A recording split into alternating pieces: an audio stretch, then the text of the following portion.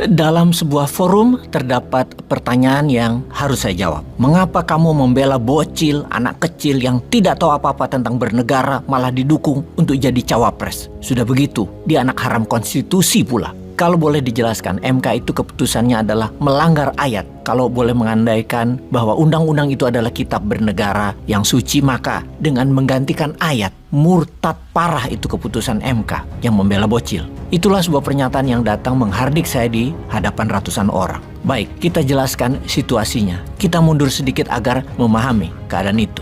Sahabat, apa yang Anda lakukan kalau Anda ada dalam sebuah forum debat dan Anda adalah salah satu pesertanya? Saya jelaskan dalam debat forum yang biasanya diadakan dulu sewaktu saya masih di kampus di negeri seberang. Kelas debat itu intinya adalah Anda bisa menyampaikan apa yang ada dalam pikiran Anda dengan jelas tanpa harus berpikir memenangkan debat tersebut. Debat itu bukan menang kalah, tetapi pesan tersampaikan dengan sempurna ke lawan debat Anda. Dalam kasus debat, kita tidak harus berkata sesuai dengan ideologi atau belief system kita. Kita harus bisa melawan atau berlawanan dengan pandangan hidup kita sendiri. Namun, tetap kita harus menyampaikan pendapat, argumen, fakta tentang pandangan kita akan tema tersebut agar lawan bicara kita paham. Kalau perlu sampai outspoken, lawan bicara kita sampai tidak bisa menjawab lagi. Dan itu bisa dikatakan Anda pemenangnya, terlepas dia setuju atau tidak. Untuk berdebat di kelas akademi, maka free thinker adalah salah satu cara untuk bisa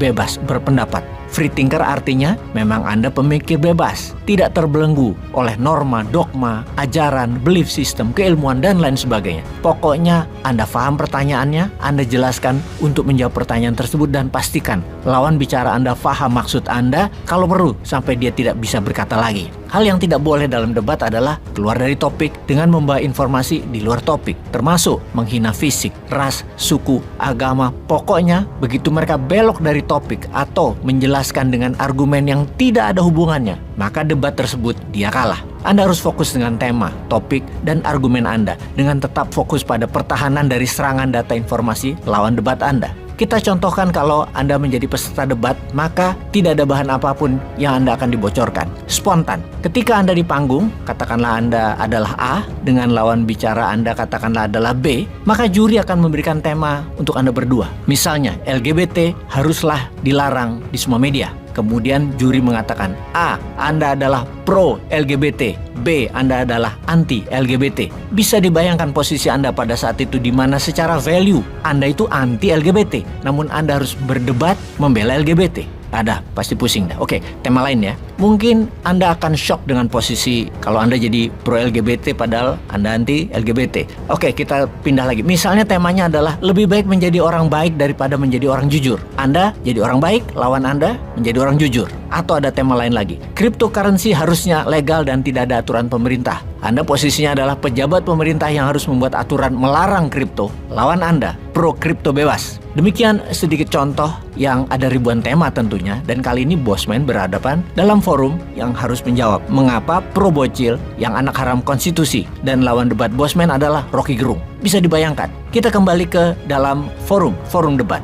Anda harus menjelaskan secara logika menggunakan akal sehat itu kenapa Anda membela bocil, orang yang berdosa dan salah, yang melanjutkan legasi kesalahan orang tuanya. Demikian kalimat Rocky Gerung menegaskan posisinya yang sudah siap melawan. Saya pun beringsut pegang mic dan bertanya kepada Bung Rocky, apakah ada di luar sana sepasang suami istri yang menikah karena kecelakaan, MBA, married by accident, hamil di luar nikah? Maka Bung Rocky pun mengangguk. Saya lanjutkan. Kemudian mereka dinikahkan secara agama mereka dan kemudian orang tuanya dan keluarganya semuanya memaklumi kesalahan masa lalu. Pertanyaannya, bagaimana status anak tersebut? Sebagai seorang yang beragama Samawi, dalam ajarannya dikatakan anak itu tetap suci, yang berdosa adalah orang tuanya. Sehubungan dengan bocil, maka Anda tidak bisa menghakimi sang anak yang terlahir suci tersebut. Anak itu tidak membawa dosa orang tuanya, yang berdosa adalah orang tuanya. Jadi dalam hal si bocil anak haram konstitusi ini, hanya permainan kata-kata yang bisa mengartikan sang anak lah pendosanya. Harusnya arahnya bukan ke sang bocil, namun ke orang tuanya, ke pamannya. Mereka lah yang harus dipersalahkan dan berdosa. Tinggal pilihannya, dimaafin, dipeluk kembali menjadi keluarga, atau dibuang dari keluarga dan menjadi terhukum. Ya terserah saja. Namun debat pembelaan saya jelas terhadap Bocil. Dia tidak bersalah. Kalimat itu pun segera mendapatkan serangan balik Bung Rocky. Kencang dan tajam. Tapi sebentar. Untung ini hanya ada di theater of mind gua aja. Kalau beneran mah serem juga berhadapan dengan forum debat pengadilan rakyat. Mending tetap mempertahankan status quo, yaitu pro rakyat. Peace.